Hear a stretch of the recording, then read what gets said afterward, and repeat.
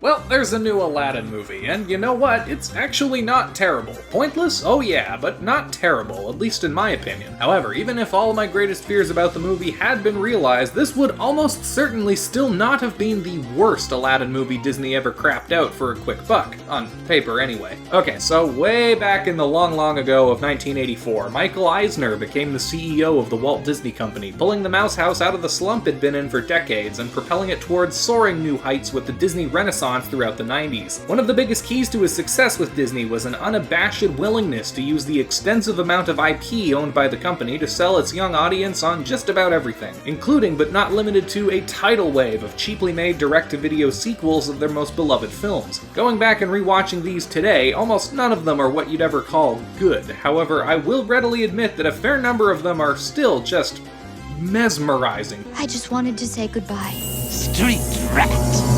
The very first one made was for Aladdin, with 1994's The Return of Jafar. Right off the bat, the first thing anyone will notice about Return of Jafar is that the animation has taken a nosedive in quality, but that's to be expected. These straight-to-video sequels were animated not by Disney's theatrical animation division, Walt Disney Animation Studios, but by Disney Television Animation, their considerably lower-budgeted Saturday morning cartoon division. Basically, the Disney Channel. Return of Jafar's plot is pretty bare bones. Jafar is back, he mad, he want revenge on Aladdin, good guys stop Jafar, the end. The movie is just over an hour and 5 minutes long, including end credits, feeling every inch the television pilot that it was. I do actually appreciate that the movie is doing its best not to undermine Aladdin's character arc from the first film about learning to be honest with his loved ones. Unfortunately, this means that the movie seems to have no idea what else to do with Aladdin or Jasmine. Nearly every scene with the two of them either involves them getting into an argument over a misunderstanding or being interrupted when they're about to get frisky. Often both. Consequently, instead of either of them, the main character of The Return of Jafar is Iago. Yes, Iago, Jafar's comic relief parrot sidekick from the original movie, once again voiced by Gilbert Gottfried, is the main character of the sequel. I can't believe it! I just don't believe it! He gets 2 songs. I hate to be dramatic, but it's time for me to fly the coop. He's also the only one who gets anything resembling a character arc, and he's even the self-sacrificing hero who defeats Jafar at the end of the movie. It's f***ing hilarious. One other thing I found pretty amusing was that we get a glance in this film at how Jafar behaves in his capacity as a genie. There's this bumbling thief character played by Jason Alexander named Abyss Mal. So help me, I'll sue whoever runs this well. Abyss Mal, who unwillingly frees Jafar from the lamp by rubbing it, just like Aladdin did in the first movie. Jafar immediately cons Abyss Mal out of his first 2 wishes by fulfilling the letter but not the spirit of his requests, monkey paw style, in order to manipulate him. I wish for the legendary sunken treasure ship of Gordumer! It's an entertaining shtick, and the interplay between these two was the highlight of the movie for me. Also entertaining are the often hilariously off-model character animations that appear throughout the film, as well as some of the cringe-inducing original songs. Men cower at the power in my pinky. My thumb is number 1. Which would become something of a tradition among these direct-to-video Disney sequels. Remember, Iago gets 2 songs. Love really is revolting.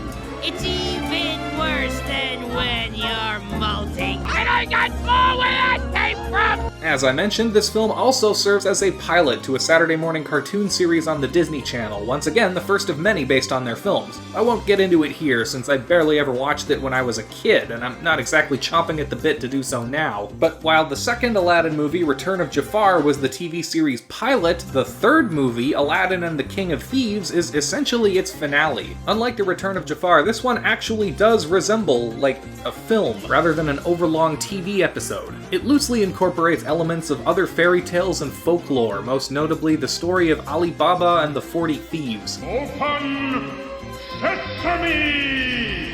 It even almost manages to reach feature length with a total runtime of 88 minutes. This time around, Aladdin and Jasmine are finally getting married. They're finally getting married! We're finally getting married. They're finally getting married! Look at all these presents! We're finally getting married. I'm finally getting married.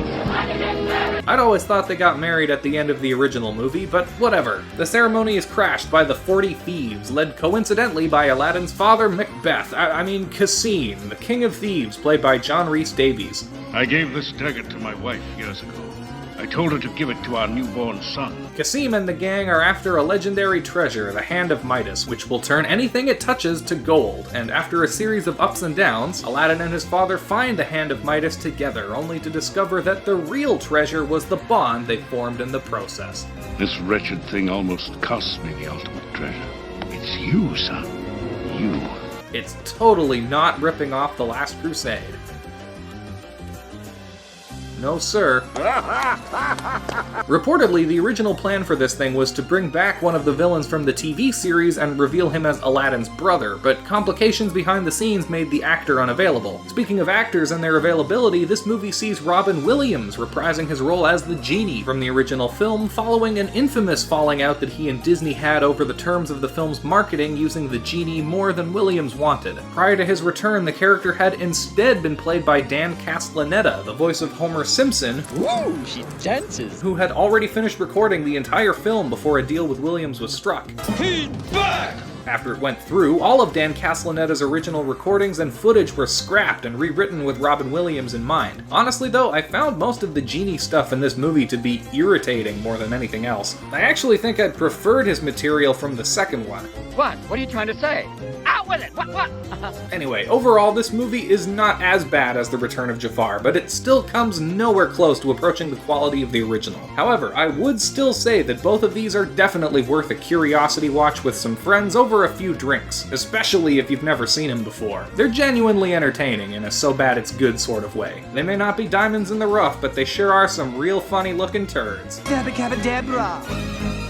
Granny's gonna grab ya! And if you like this video, help me out by hitting that like button, subscribing if you're new, and ringing the bell to stay up to date on my latest stuff. Leave a comment down below with any of your thoughts on Aladdin 2 or 3, or any of the Disney sequels from that era. And check out some of the other great stuff I've got up on my channel. As always, thanks so much to all of you guys for watching, and take care. I'll be running this town inside